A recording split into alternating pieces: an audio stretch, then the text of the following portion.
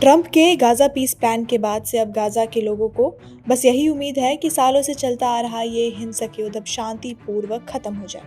लेकिन इजराइल के लोग नेतन्याहू को एक बहुत बड़ी बाधा समझ रहे हैं और उन्हें लगता है कि नेतन्याहू ट्रंप के पीस प्लान से कभी भी पीछे हट सकते हैं। इसलिए इजराइल के तेल अवीव शहर में हजारों की संख्या में प्रदर्शनकारी सड़कों पर उतर आए हैं और गाज़ा में चल रहा युद्ध अब खत्म हो इसकी मांग कर रहे हैं। चलिए आपको बताते हैं कि इजराइल में इन प्रदर्शनकारियों की क्या मांगे हैं और बेंजामिन नेतन्याहू कैसे ट्रंप के पीस प्लान के बीच एक अड़चन बन सकते हैं।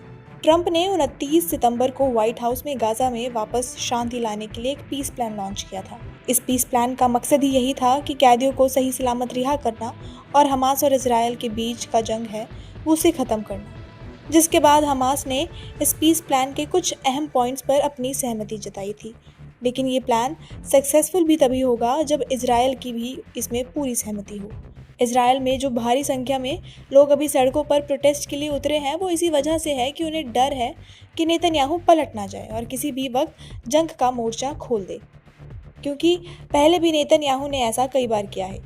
प्रदर्शन में शामिल लोगों का कहना ही यही है कि हमें नेतन्याहू पर कोई भरोसा नहीं है, लेकिन ट्रंप की कोशिशों से हमें उम्मीदें हैं। ट्रंप के पीस प्लान के बाद लोगों को उम्मीद है कि ये शांति की तरफ जरूर बढ़ेगा, लेकिन नेतन्याहू को एक राजनीतिक अड़चन समझ लोग सड़कों पर उतर आए हैं। इस प्रोटेस्ट का कारण यही है कि शनिवार को नेतन्याहू पीस प्लान के तहत होस्टेजेस को रिहा करने के लिए मान गए, लेकिन इसी बीच इजरायल ने गाज़ा पर हवाई हमले सुबह तक जारी रखे हैं। इससे साफ है कि दोनों पक्षों में बातचीत और योजना को लेकर कुछ हलचल जरूर है।